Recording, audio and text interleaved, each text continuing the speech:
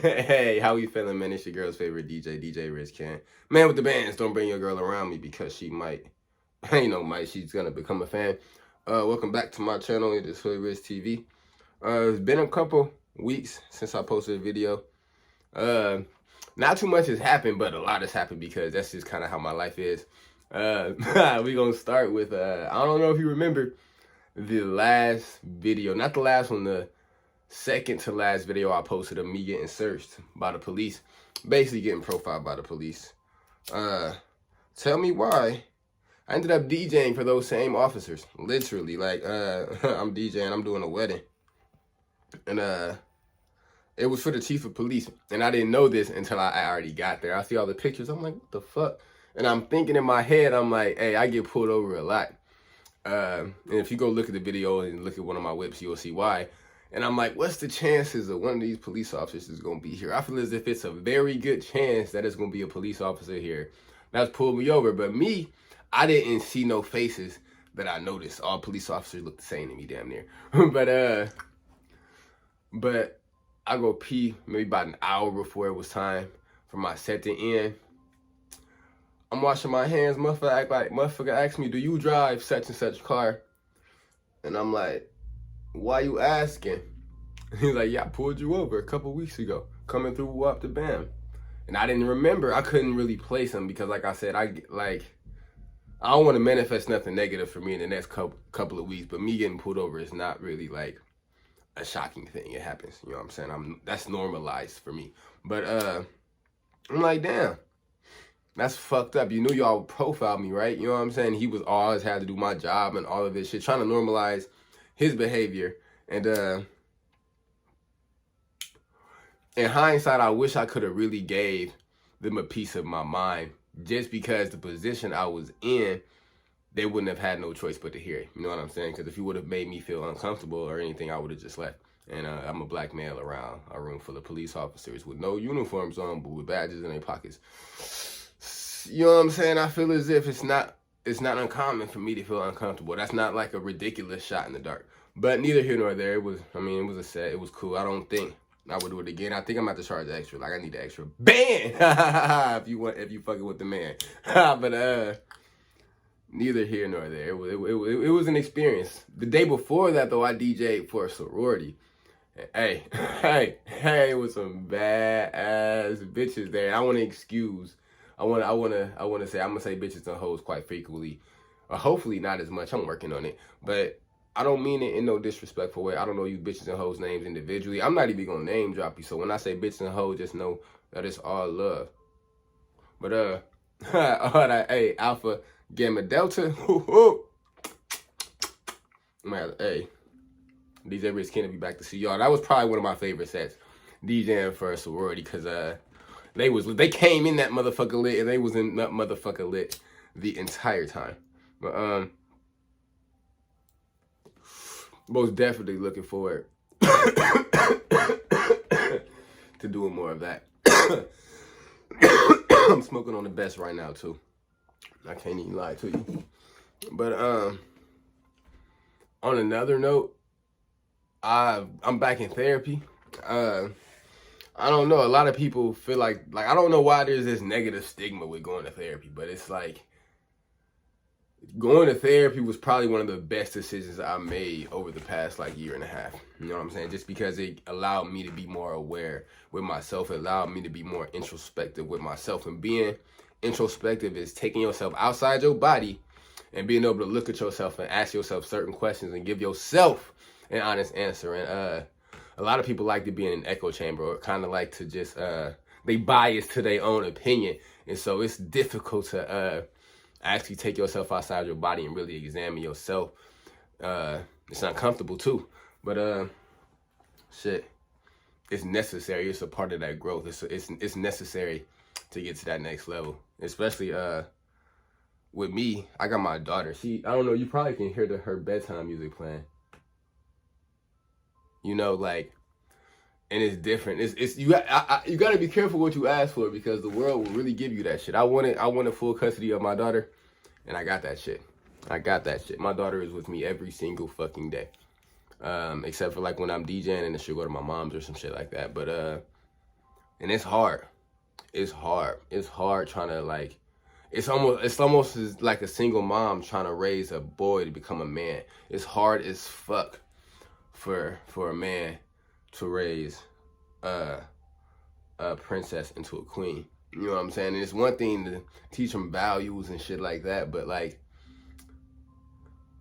it's other shit. You know what I'm saying? Like I teach her cleanliness and manners, but it's just like I feel as if I'm too aggressive when it comes to some of the ways I raise her. And I don't want to really say aggressive, but I always hope that I'm not too hard on her, if that makes sense. Cause my parents was hard on me, and that shit didn't really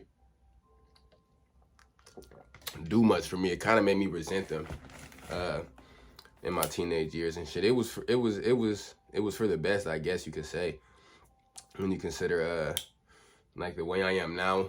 But with all of that being said, it's difficult just try to do that shit. And then it's like I don't want to be surrounding her with just any person. I don't like just letting anybody come into our space. Like we in a new area now, and not too many motherfuckers even know where I live, honestly. But like I've taken and putting her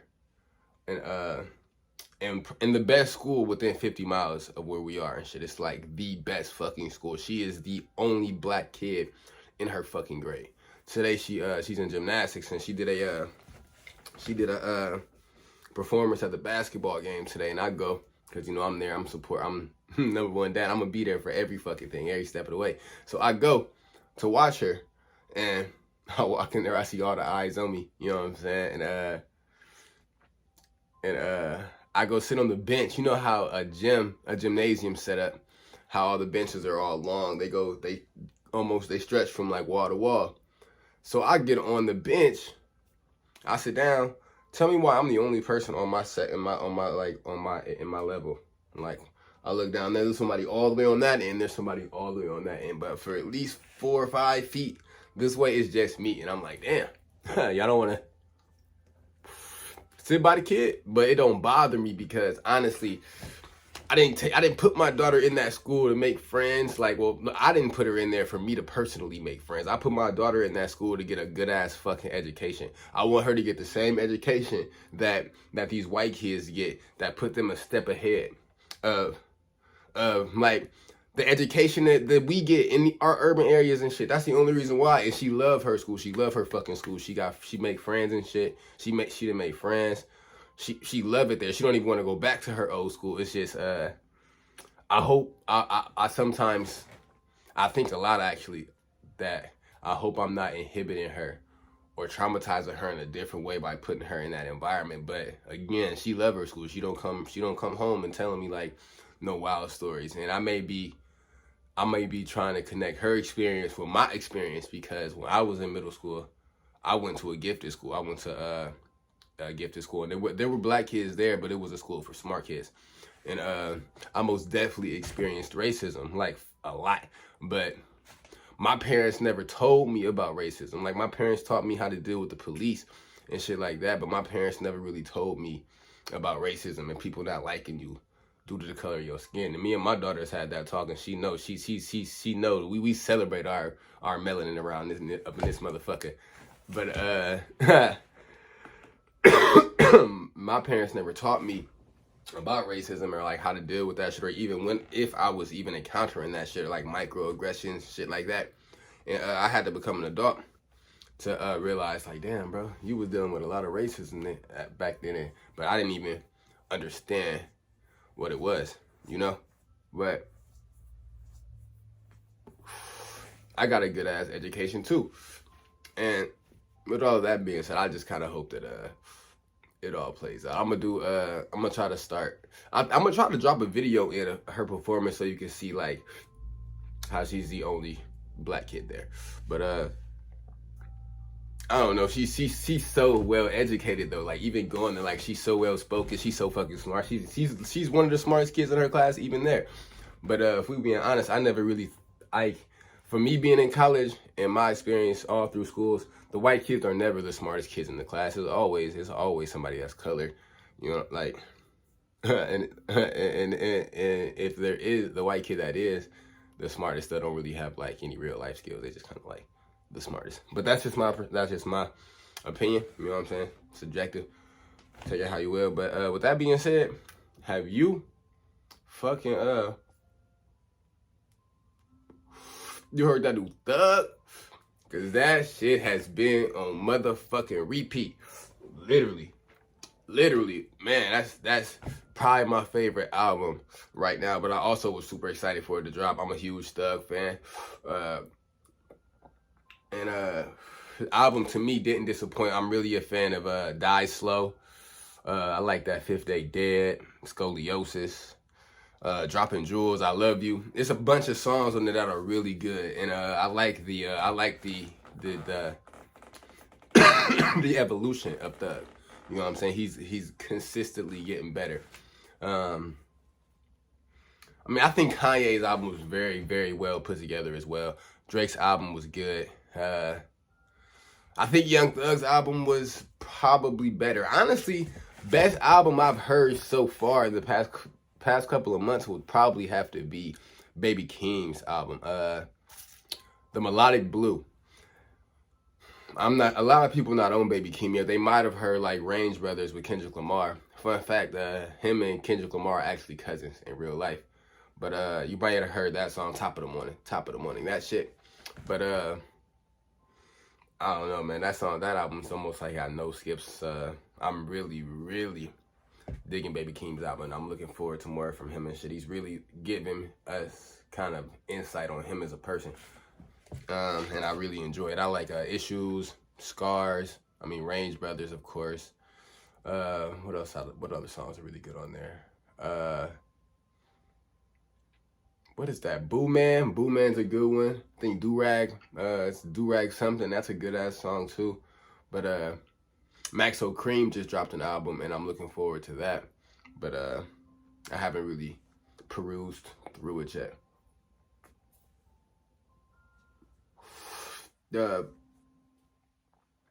And low-key backtracking what I was talking about Layla and teaching her to be a woman. She don't really her mom's like kind of non-fucking existent. Like they talk to each other, but she don't really like see her that much. But I'm not really complaining, honestly, because that's what I wanted. So like that's why I say be careful what you ask for. But I'm not even saying I regret asking for that, but it's just a big responsibility.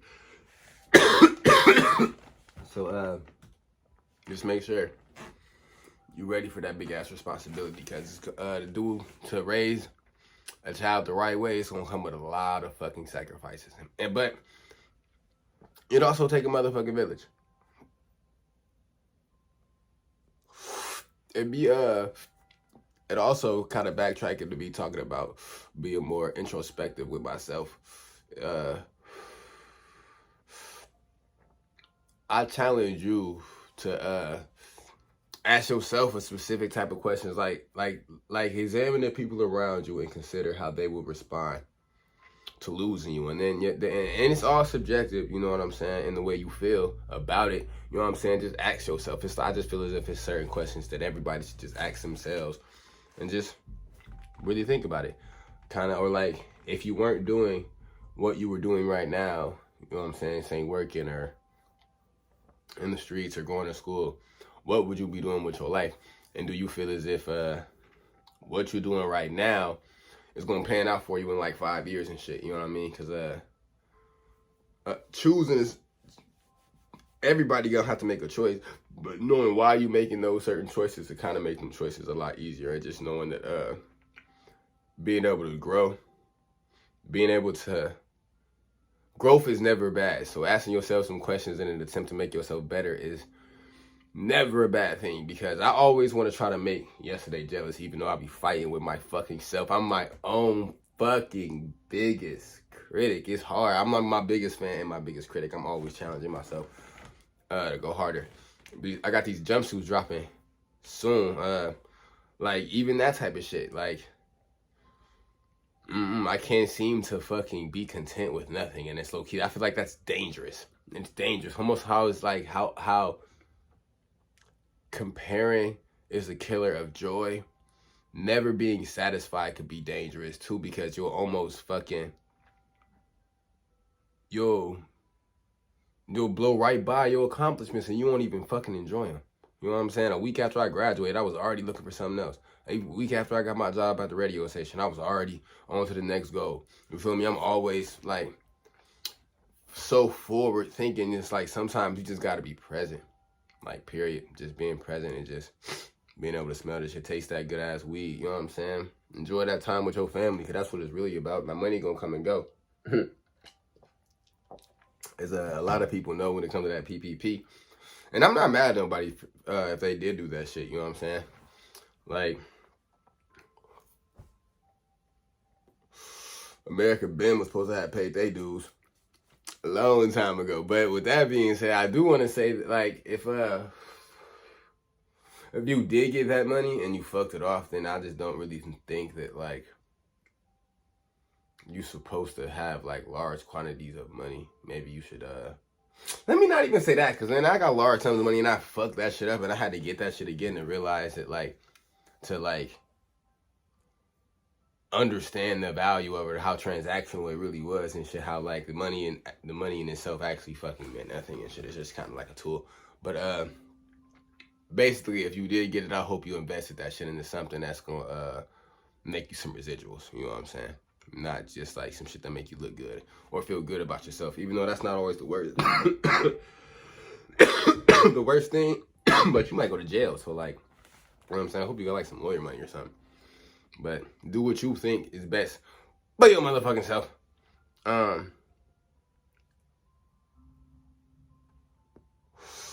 Man, I didn't cut off like all the women that I talk to damn near. And that's because, like, toxicity not cool. It's like I'm getting old. It's like I'm starting to, I enjoy my peace and, like, my time to myself more than, like, a motherfucker could understand. Like everything lost you can get back, except motherfucking time.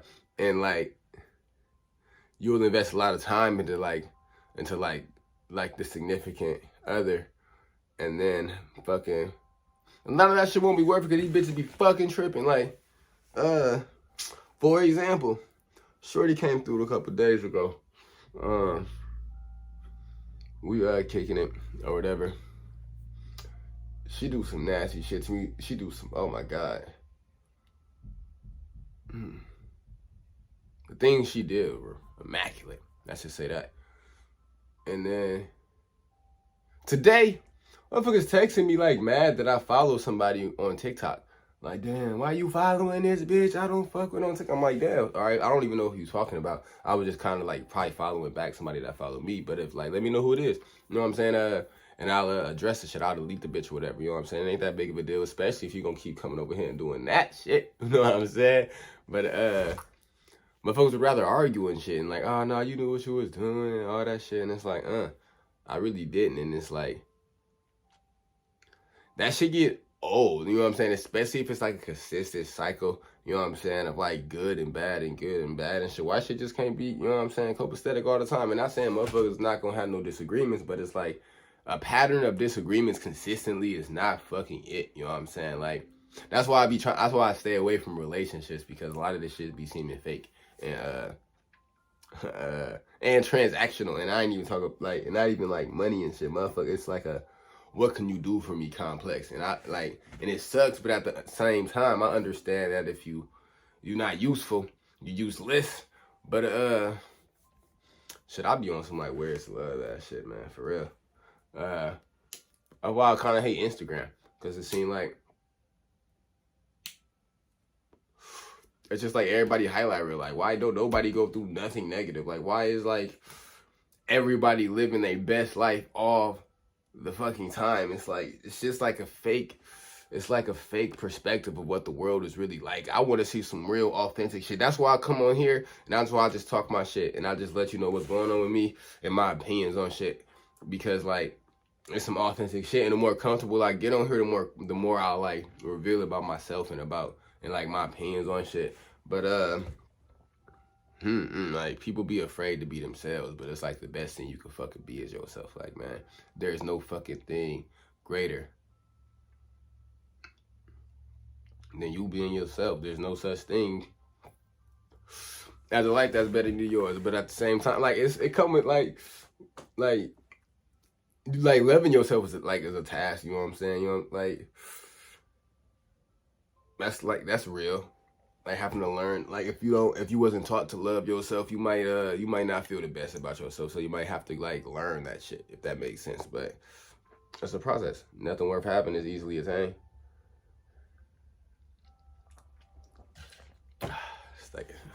But also, if you don't love yourself, ain't nobody gonna love you. But I think that's all I got for y'all. Hold on, I do got something I want to show you though.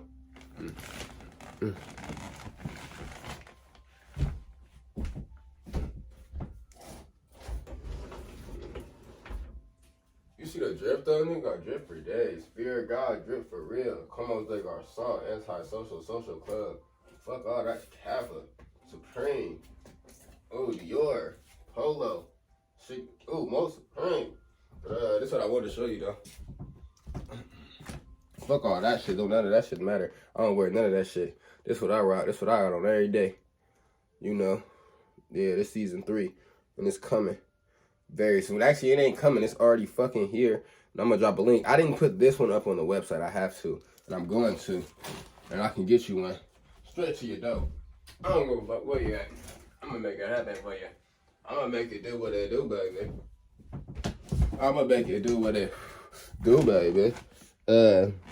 Yeah, season 3 of Hood Rich Playwear. HoodRichPlaywear.shop. Go check that shit out. I be saying I'm gonna drop a link, but I never drop a fucking link. But besides that, it's also my car fucking birthday. So that's pretty cool. Happy birthday, sexy bitch. Also, yesterday was Kev Hendrick's birthday. Happy birthday, my boy and shit. But I'm gonna really try to drop a link this time. Tell your grandma about me. I'll be fucking back. Yeah.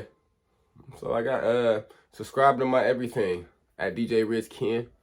If I can drop links to that, I'm gonna drop some links to that too. Remember, man, strive for fucking legacy, man. And we always gonna make yesterday jealous. It's your girl's favorite DJ. Remember, a headache can't tell you shit. If you still hating on me, tell your girl to come slide on my dick. Ha! We out. Oh no, we not. Hold up. Redo. Damn, we still in this bitch. Fuck.